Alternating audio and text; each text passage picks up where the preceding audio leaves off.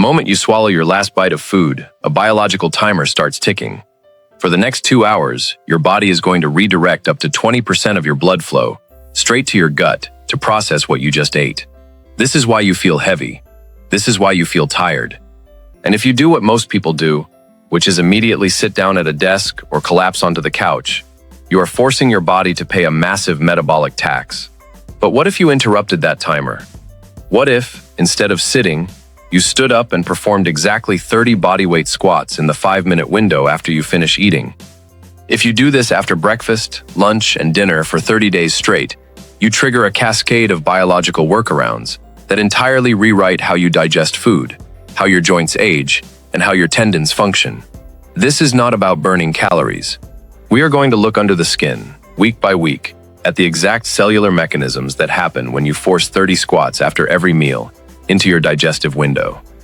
During the first week, you are going to notice the most immediate, aggressive change. The afternoon lethargy disappears. When you sit down after a meal, the glucose from your food pools in your bloodstream. Your pancreas frantically pumps out insulin to clear it, shoving that glucose into fat cells, because your resting muscles simply don't need the fuel. It's a slow, exhausting process. But when you perform 30 squats right after eating, you turn your quadriceps and glutes into a mechanical sump pump. Your legs contain the largest skeletal muscles in your body. When they contract under your body weight, they activate a specialized pathway that drags glucose out of your blood and into the muscle tissue without needing insulin to open the door. You are manually bypassing the system.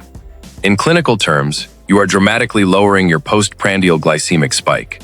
In human terms, you are soaking up the sugar before it has the chance to make you crash. By day 7, your energy levels after eating aren't just stable, they are optimal, because you are actively using the food instead of just storing it. Right around week 2, your brain is going to try to talk you out of this. You might feel a slight ache in your legs, and you will inevitably tell yourself, squatting every day is going to wear out my knees. This is a fundamental misunderstanding of human anatomy. Your knee cartilage is avascular. It does not have a blood supply. It cannot get oxygen or nutrients through your veins. The only way your cartilage eats is through movement. Think of the cartilage in your knee like a dense sponge. When you sit in a chair all day, that sponge dries out. It gets brittle. But when you drop into a deep, controlled squat, you physically compress that sponge, squeezing out metabolic waste.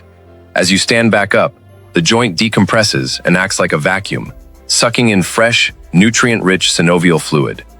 By week 2, you have forced 1,260 deep compressions into your knees. You aren't wearing the joint down. You are finally feeding it. You are literally lubricating the machinery, which is why that familiar stiffness you usually feel when you wake up starts to quietly vanish. As we move into week 3, the habit is locked in, and this is where we introduce the isometric pause to target the real secret to functional longevity, your tendons. Muscles adapt quickly, but tendons, the connective tissues that attach your muscles to your bones, take time. Tendons respond to tension. When you drop into your post-meal squat, I want you to hold the bottom position for 1 full second before standing up. This momentary isometric hold does something incredible. It signals the fibroblasts in your connective tissue to lay down more collagen. You aren't trying to build massive, bulky thighs. You are trying to build structural resilience. The pause at the bottom of the movement forces the tendon to absorb the load, increasing its stiffness and elasticity. By day 23, your body feels lighter when you walk upstairs, not because you lost weight, but because your connective tissue is operating like a high-tension spring instead of a frayed rubber band. We have reached day 30. Stop for a second and think about that math. You just performed 2,700 squats this month. You didn't drive to a gym. You didn't put on lifting shoes. You just stopped sitting. Let's look at the biological baseline you have permanently established. Your resting blood sugar is entirely different now, because your muscle fibers have built dense new mitochondria to handle this daily demand. Your legs are now acting as a permanent metabolic sink. Your knees, which used to creak when you got out of bed, have a thicker, healthier layer of synovial fluid. The collagen matrix in your tendons is significantly more resilient to daily wear and tear. You have built functional mobility that actually protects you as you age. But let me be incredibly clear about something. None of this works if you execute the movement like an amateur. Form is the filter that determines your results. Sloppy reps are worse than no reps. If you want the systemic changes we just talked about, you have to follow 3 rules. Rule 1. Depth over ego. When people say squats hurt their knees, it's because they do quarter squats. When you only go halfway down and stop, the deceleration force shears directly across the patella. It destroys the knee. You must drop your hips at least parallel to your knees, ideally lower. This transfers the entire mechanical load off the knee joint and onto the glutes and hamstrings. If you don't go deep, you are shortchanging the glute activation and robbing the joint of that full synovial flush. Rule 2. Master the breath. This is where most people fail. A squat is not a leg exercise. It is a core exercise that uses your legs. You must utilize specialized breathwork to protect your spine. Before you drop, do not breathe up into your chest.